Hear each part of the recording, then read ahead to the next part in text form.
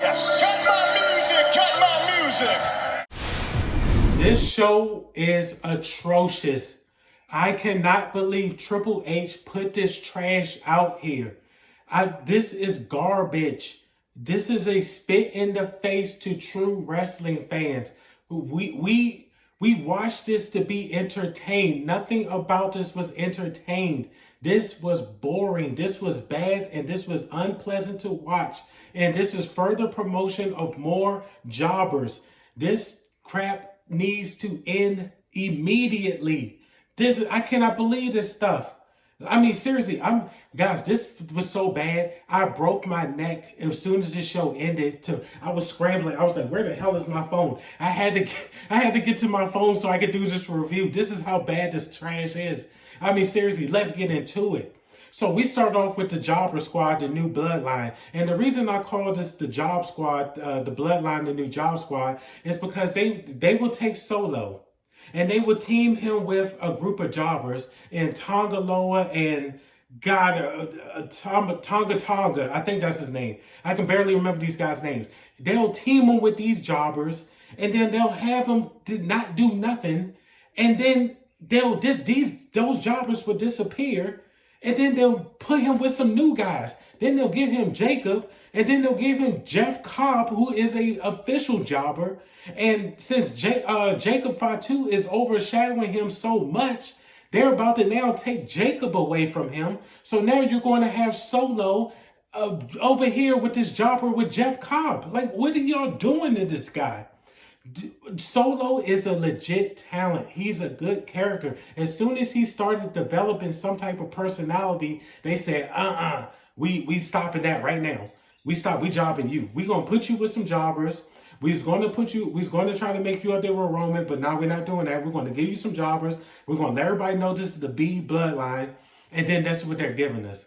Okay? So Solo comes out. And he's basically cutting a promo, basically talking about he helped Jacob win the win the match to maintain the title and things like that. He's going, on and on talking about this stuff. Jacob eventually ends up taking the mic from him. Once again, this is the same crap that you see on last week's Smackdown. They're just recycling the same stuff. Solo talking, getting too big-headed, and then Jacob snatching the mic from him, and then they still just will not break them up because they got to keep the long-term booking going, right? Ridiculous.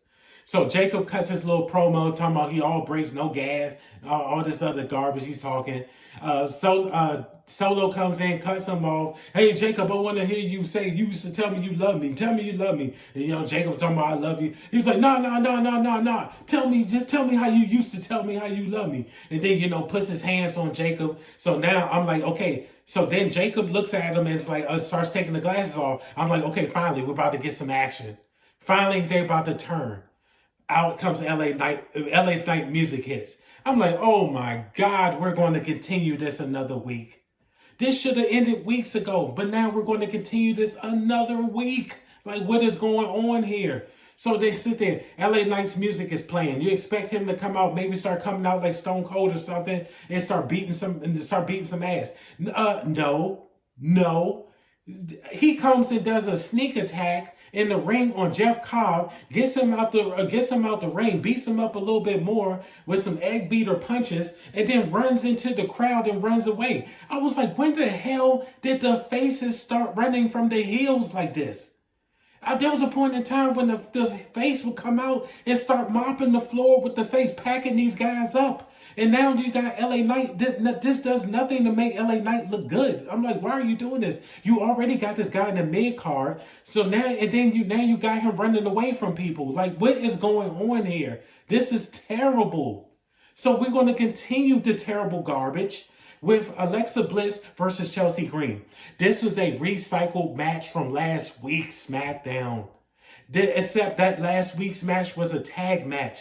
That was it was Piper Niven and Chelsea Green versus Alexa Bliss and Selena Vega. This was the exact same match, just a solo match.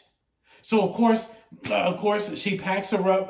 Alexa Bliss packs her up with the sister Abigail, and once again, this progresses no storyline. Nobody is made to look better.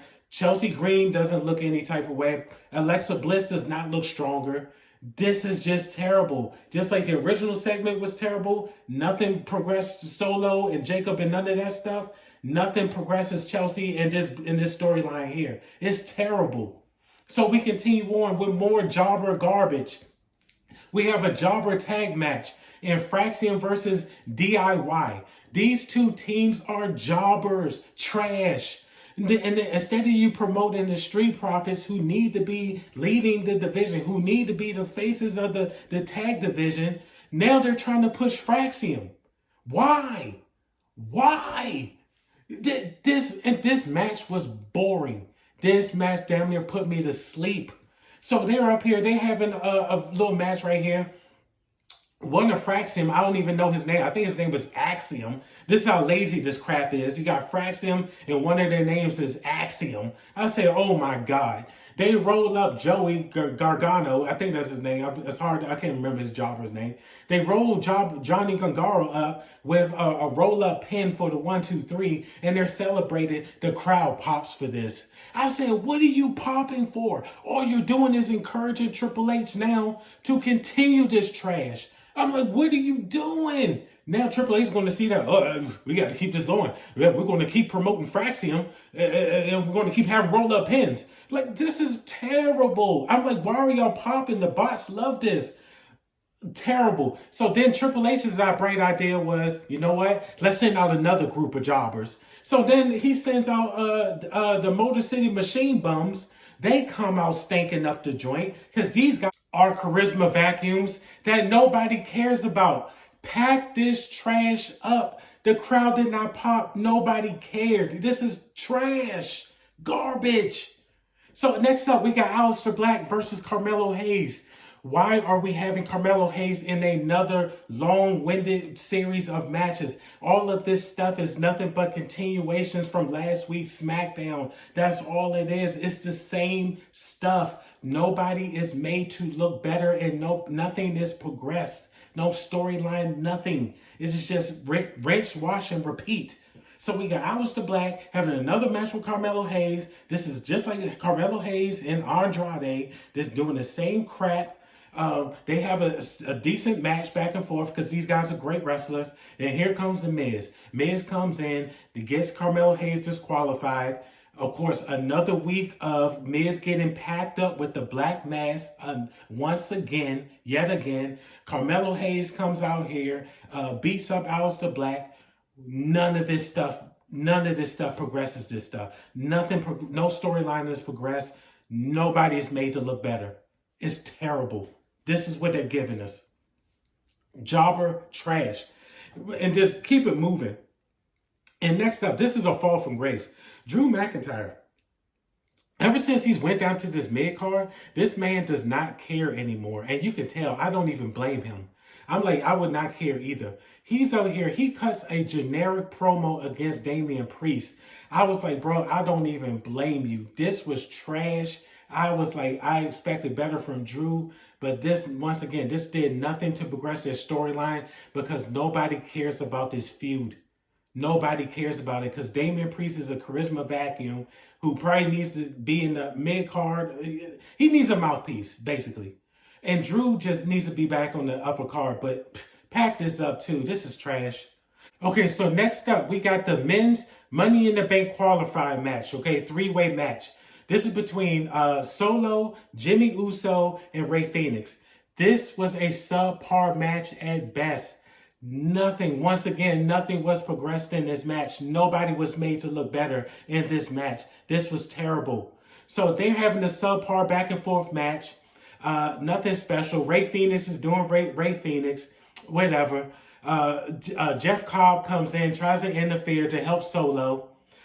Solo eventually, Samoan spikes the hell out of Rey Fenix, packs him up for the 1, 2, 3. But once again, what's the point of this? Why are you going to have Solo win this? To what? Promote him up? To do what? To have him continue to job? What is the point of this match? This was no, and once again, do you keep putting Rey Fenix on display? Will you just put him in the tag team already with his brother? And we already know Jimmy ain't going nowhere. Like, what is this? Terrible. This next match was really made me upset. We had Jeff Cobb versus LA Knight, okay? Jeff Cobb, zero reaction because nobody cares about Jeff Cobb. Let's keep it real. So Jeff Cobb is out here. The crowd is dead. They're having a back and forth little goofy match. Nobody cares. LA Knight is trying his best to get people involved in this match. Nobody cares because Jeff Cobb is a charisma vacuum. He is a jobber. So LA Knight eventually goes to the outside ropes. He goes to the second rope, does a springboard crossbody to Jacob and Solo on the outside, takes them out, okay, packs them up. He gets back on the ropes. He tries to do a springboard, I guess, crossbody to Jeff Cobb in the ring. Jeff Cobb catches him, puts him in the tour of violence, and Jeff Cobb beats LA Knight for the 1, 2, 3. Are you serious? Are you serious? I could not believe this happened. I said, oh my God, I want to turn this off. This was what I'm talking about. This is trash. Why is Jeff Cobb a jobber beating LA Knight? Now LA Knight is jobbing to Jeff Cobb, bro? Are you serious? Bro, I'm done with it. I was about to turn this show off until the next match came up. And this was the saving grace of this whole show. This was the saving grace. The women's championship match for the world title. I got to give it props. Nia Jax and Tiffy brought it. They brought it hard. They brought it. This is a 5 out of 5 match. I got to get into it. Tiffy and Nia, they're going back and forth. They're just having a banger. They're going back and forth. Looking like a regular match at first. Naomi comes out with the chair. Eventually, Jade comes out, beats her up, gets her up out of there so she can't interfere in the match, okay? So Tiffy is in the ring. Tiffy and Nia in the ring. Tiffy does a nice moonsault off the top ropes. It's almost, we think that Tiffany's going to win. Nia kicks out, okay? I was like, okay, we getting somewhere here. This is looking good. Okay, Tiffy goes back to the top rope, okay? She goes back to the top rope. Nia knocks her off the top rope to the outside. Nia gets out. She starts she starts cleaning off the announcer's table. Nia gets and hits Tiffy with a Samoan drop on the table. I was like, yo, that looks like it hurt. That was pretty good. I like that. Nia gets Tiffy back into the ring. She tries to hit her with the Annihilator.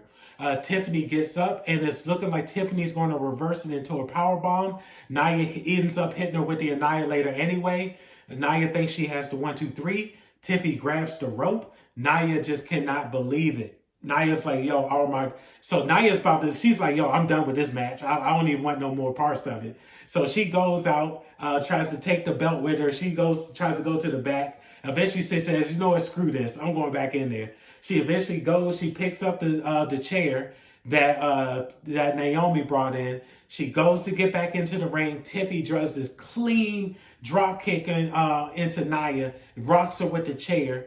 Then Tiffy hurries up and gets to the top rope to do another moonsault off there, and then she gets the 1, 2, 3 to retain the belt. I said, man, this was a 5 out of 5 match.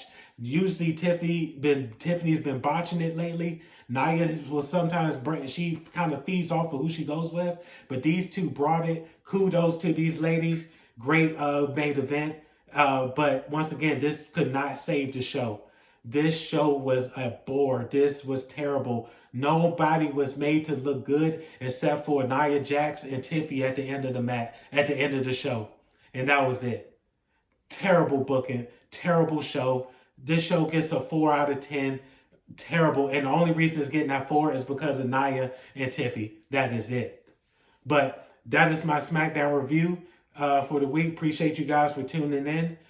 This is Mark from MD, and I'm going to see you guys on the next review. Appreciate the watch. See you later. Be safe. Yes. Cut my music! Cut my music!